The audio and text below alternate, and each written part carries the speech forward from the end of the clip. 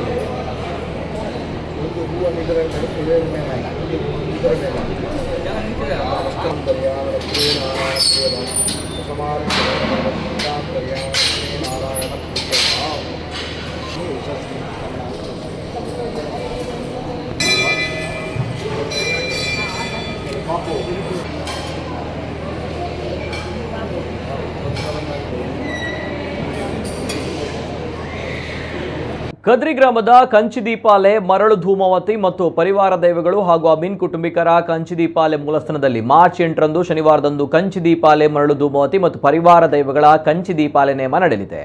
ಅಂದು ಬೆಳಗ್ಗೆ 7ರಿಂದ ಗಣಹೋಮ, ನಾಗಬನ್ನದಲ್ಲಿ ತಂಬಿಲ ಸೇವೆ ಮತ್ತು ಸಂಜೆ ಮೈಸಂದಾಯ, ಮರಳು ಧೂಮಾವತಿ, ವೈದ್ಯನಾಥ, ಸಾರಾಳ ಧೂಮಾವತಿ ಬಂಟ ಹಾಗೂ ಅಣ್ಣಪ್ಪ ಪಂಜುಳಿ ದೈವಗಳ ನೇಮೋತ್ಸವ ನಡೆಯಲಿದೆ.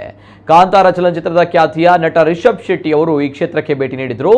ಈ ಸಂದರ್ಭ ರಿಷಬ್ ಪತ್ನಿ ಪ್ರಗತಿ ಶೆಟ್ಟಿ ಉಪಸ್ಥಿತರಿದ್ದರು. ಕ್ಷೇತ್ರಕ್ಕೆ ಆಗಮಿಸಿದ ದಂಪತಿಯನ್ನ ಕ್ಷೇತ್ರದ ಆಡಳಿತ ಸಮಿತಿ ಸ್ವಾಗತಿಸಿ ಗೌರವಿಸಿ ಪ್ರಸಾದವನ್ನಿಟ್ಟರು.